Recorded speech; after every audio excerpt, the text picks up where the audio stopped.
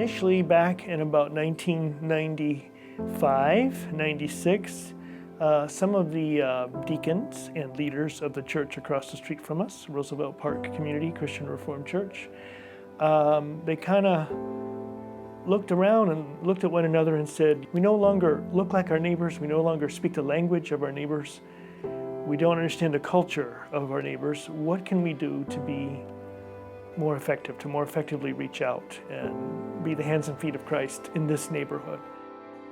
What they did is they did it in a partnership with the Roosevelt Park Neighborhood Association, going through the neighborhood and with an interpreter, and surveyed the people as to what the needs were. The number one answer was, we need to be able to learn English well enough to be able to get an entry-level basic job.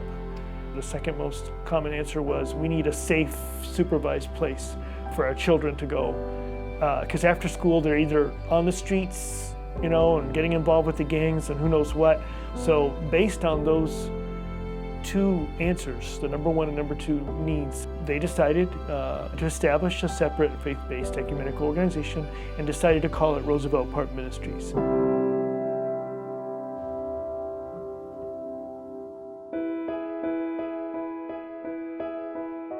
March 8, 1996, Roosevelt Park Ministries became an incorporation, and it opened its doors. It was kind of small at first. It was a very community-oriented, faith-based, community-oriented organization from the beginning, not ministering to people, but ministering with people, so that there's a two-way street of exchange of languages, cultures, ideas, opportunity. And our mission has always involved, building indigenous leaders and, faith-based, holistic, Christ-centered support for the families of our area to build strong families. And so for many years, we worked toward those goals.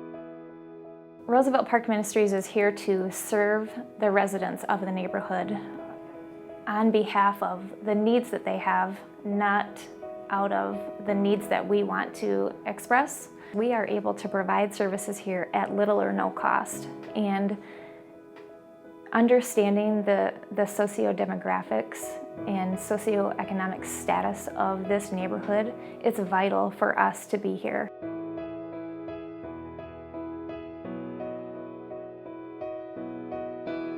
This is a beginner's English class for people in the community that speak Spanish but really want to begin to engage in the community and start to learn how to speak English so they can function in society and maybe hold jobs and finish really important paperwork or get loved ones to come over to the U.S. So we're just kind of trying to build some foundational cornerstones of grammar and vocabulary for them so they can start to really use it. Since 1975, I was graduated as a general doctor in Mexico. So I have been in the United States for maybe 3 years and a half.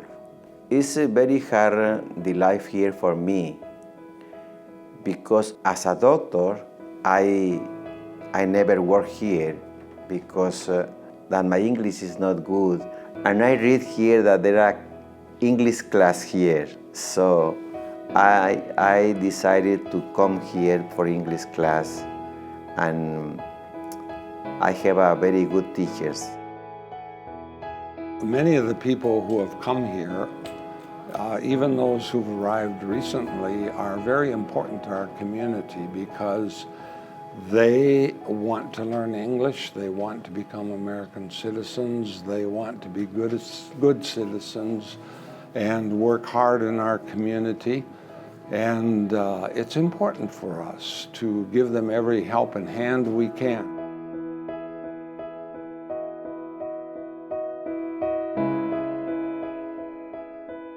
Truth Girls is a program for girls in the community, grades 4 through 8.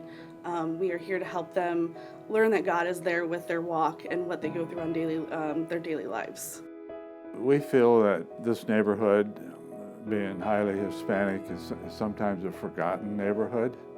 And certainly the tax program has been a much needed thing here. Right now we have 5 certified volunteers, and this past season we did over 1,000 returns.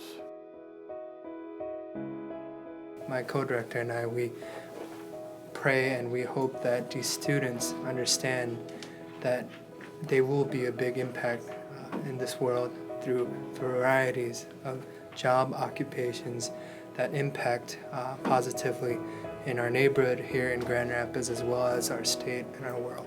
Besides focusing in the future careers, we also focus in practical skills like speaking in public, self-confidence, also planning and designing, being creative.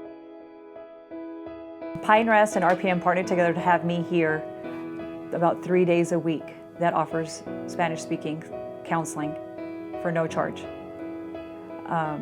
That's unheard of.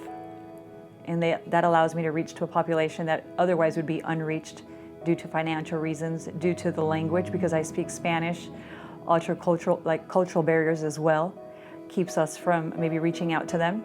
And being that I'm Hispanic, I'm able to reach out to a larger population by being in this setting. They feel much more comfortable coming in.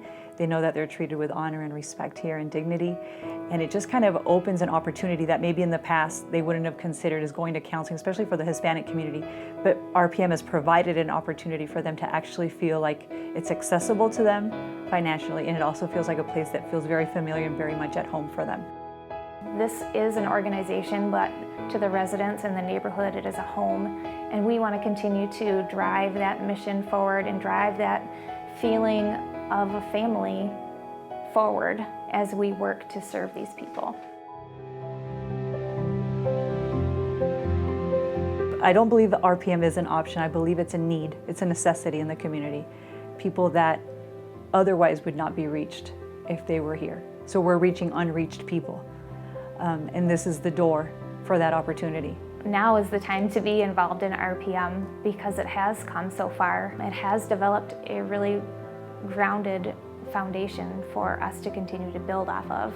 The needs are great. The needs were great 17 years ago. The needs are great now. There's a lot of social needs, economic needs, spiritual needs, physical needs, all kinds of needs that the people of our neighborhood and the businesses of our neighborhood and the churches of our neighborhood have. But I think we're more relevant today because I think we can speak with greater authority and professionalism to those needs than we could 19 years ago or even 17 years ago. But I think over time and by God's grace, we have gradually blossomed and grown to the point where now we're like a sweet smelling aroma. And that's my hope and prayer, is that God looks down and sees Roosevelt Park Ministries and that it be like a sweet smelling aroma to him. A prayer for the people of this neighborhood.